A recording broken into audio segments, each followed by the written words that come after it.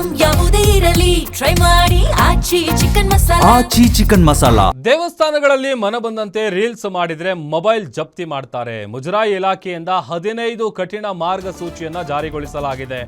Cinema ಧಾರಾವಾಹಿ ಶೂಟಿಂಗ್ಗೆ ಮಾಡಿದ್ರೆ ಹೊಸ ರೂಲ್ಸ್.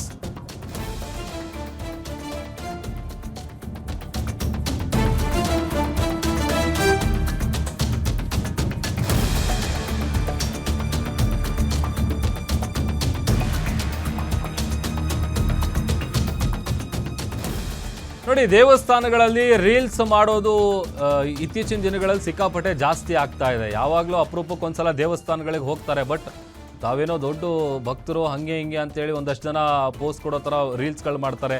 ಸಿನಿಮಾ ಹಾಡುಗಳಿಗಾಗಿರ್ಬೋದು ಅಥವಾ ಯಾವುದಾದ್ರೂ ಆ್ಯಕ್ಟಿಂಗ್ ಆಗಿರ್ಬೋದು, ಈ ಥರದ್ದು ಯಾವುದೂ ಕೂಡ ಮಾಡೋ ಆಗಿಲ್ಲ.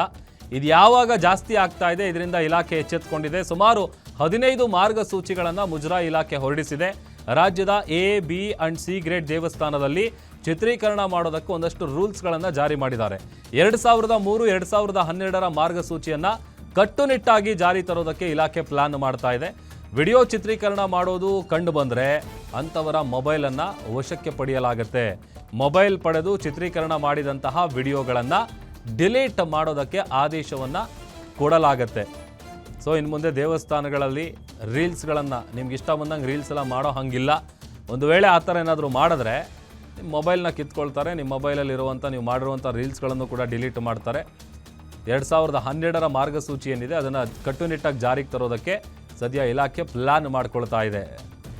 ಮುಜರಾಯಿ ಇಲಾಖೆಯಿಂದ 15 ಕಠಿಣ ಮಾರ್ಗಸೂಚಿಯನ್ನು ಜಾರಿ ಮಾಡಲಾಗಿದೆ. ನಿಮ್ಮೂರಿನಿಂದ ವಿಶ್ವ ಮಟ್ಟದವರೆಗೆ ರಾಜಕೀಯ, ಸಿನಿಮಾ, ಸ್ಪೋರ್ಟ್ಸ್ ಯಾವ ಸುದ್ದಿಯೂ ಮಿಸ್ ಆಗಲ್ಲ. ಬರೀ ಸುದ್ದಿಯಷ್ಟೇ ಅಲ್ಲ, ಜೊತೆಯಲ್ಲೇ ಇರುತ್ತೆ ವಿಶ್ಲೇಷಣೆ. ಗ್ಯಾರಂಟಿ ನ್ಯೂಸ್ನ ಸಬ್ಸ್ಕ್ರೈಬ್ ಮಾಡಿ, ಫಾಲೋ ಮಾಡಿ, ಕ್ಷಣ ಕ್ಷಣದ ಅಪ್ಡೇಟ್ಸ್ ಪಡೆಯಿರಿ.